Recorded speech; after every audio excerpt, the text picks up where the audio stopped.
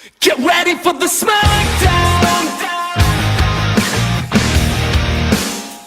Get ready for the smackdown. How you gonna react when you're put on your back now?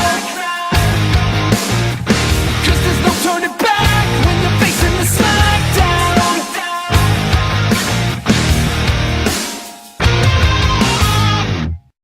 Alright guys, so we move on to the next fight. This is fight number 9 for section 19. This one comes from me, guys, so I hope you guys enjoy this debate. So let's get it going, shall we? So we have in one corner Mr. Virgil Hawking Static versus Mr. Anthony Parks, aka Living Laser. So yeah, Static versus Living Laser. Let's kick this off, shall we? So we start off with Static, of course. One of Mr. Dwayne McDuffie, God rest his soul's treasure and most delightful character that I always recommend a lot of people to get into. Combination of a lot of classic teenage heroes, including Spider-Man. Dwayne McDuffie has made that perfectly clear. Static, of course, we all know, was exposed to the mutagen gas that swamped the city of Dakota. Basically, they called it the Big Bang, and he's one of the Bang babies, as you want to call it. Through his transformation, through the gas exposure, Static Virgil had the ability to control magnetism, basically. He has been a former Titan, and he's very intelligent. Virgil is very intelligent for his age. He's probably one of the smartest kids that was in his school. Now, the one thing I love about Virgil Static is his ingenuity, as well as just his character, what he stands for. A lot of people think he's Black Lightning's son, and he's always quick to tell people, no, I'm not.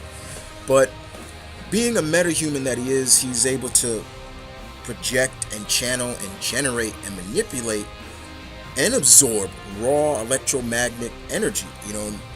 He's able to generate it through his body and fire powerful lightning bolts and things like that. He's able to generate shields from his abilities. I've seen him be able to literally generate repulsion fields as well.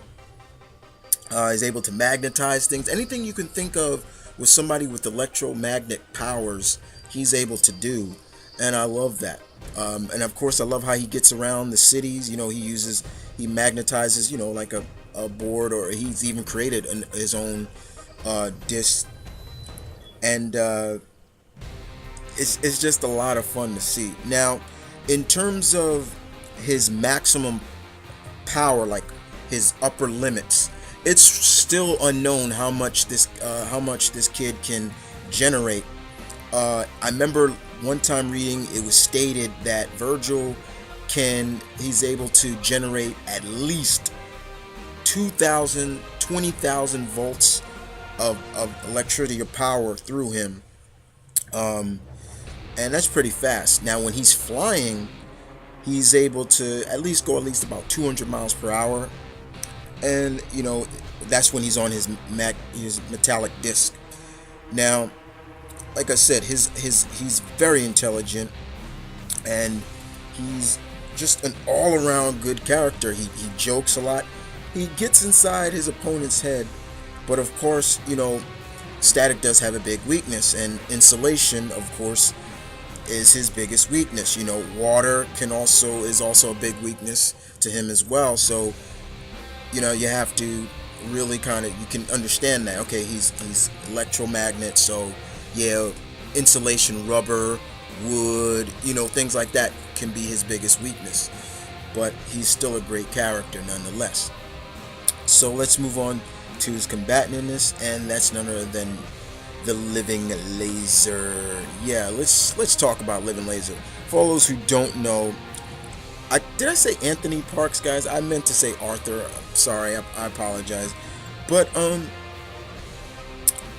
Arthur Parks, basically, guys, in the beginning was a brilliant scientist in the field of laser research and design. You know, he was just a really talented guy that turned his genius to, you know, all his genius knowledge and everything to a life of crime. And it was later on that because of that, he would literally turn himself. He would become basically a living laser. Pretty much, he would become a being of pure living energy. Of course, like I said, of course, you know, he is one of Iron Man's enemies, and it's kind of cool because he's one of the first. I believe he's one of the first. Correct me if I'm wrong in that, guys. He's one of the first Iron Man villains that didn't use a suit of armor, you know, and that's what makes Laser really dangerous. Is that he doesn't need an armor. He can literally pass through Tony's armor or so. Now this is back in the days because Tony now has upgraded his armor plenty of times to be able to counteract Laser's abilities. But he is a very, very, very intelligent villain. He's not all just brawn. He's brains, and when you got that combination of power and brilliance behind you, yeah, you're a threat. That's why I always admire villains who are a combination of brains and brawn. You got to give them credit. Now, of course, as you all know, you know, his body is pretty much just energy, pretty much. And he's able to go light speed. He can travel at light speed. He's able to shoot beams of solid energy. He is a threat. He's a very, very, very, very big threat to anybody he comes into contact with or goes up against. Like I said, electrical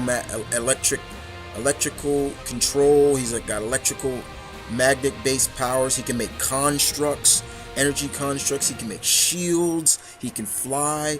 Very intelligent. He's nearly invulnerable. He's got all the things you would expect to somebody who has light-based powers, and he is a very, very, very dangerous man. So we move on to the battle breakdown for this fight.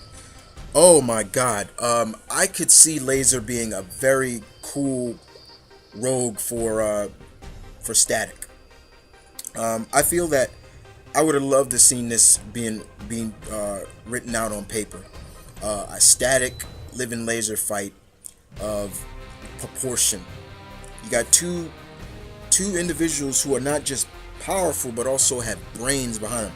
Maybe Static may not have a PhD like Laser does, but he's still very intelligent. So it's going to be not just a battle of wits and power, but also a battle of brains. Who's going to come up with a better ingenious plan to defeat one another? Now Static is really going to have to be on his toes in this because Laser can travel really fast, get in quick, and Static wouldn't even know how, to react very quick. He's got to really react, and timing is the key, especially if fighting Laser. So with Static, it's really of a matter of outwitting Laser. That's just my opinion. Outwitting the man is really going to be what Static is going to have to do. He's got to use all his knowledge, everything he's learned, and all the battles he's had to put in the focus of beating someone like the living Laser. Laser in the same way, because I think Laser will underestimate Static. He will underestimate, and that can be Laser's downfall. Because most of the time, that's the other thing about villains who are brains and have the power. They're very cocky and they're very arrogant, and they think that they can't be defeated, and that could be Laser's downfall. But I'm gonna stay out of it. I'm gonna stay neutral in this fight. In this fight, guys, you guys tell me who you think will win. The Static, who do you feel will win this out of those two? So I leave it up to you guys. And those two combatants once again are Static, Virgil Hawkins from DC Comics, or Arthur Park's Living Laser from Marvel Comics. And I hope you guys enjoyed this fight. I will see you guys once again with some more fights for Section 19. And this is Mount Vernon Kid saying peace, one love. Stay tuned, keep it real, guys, as always. You know the slogan, as always, for my fantasy fights: battle on. Take care, guys.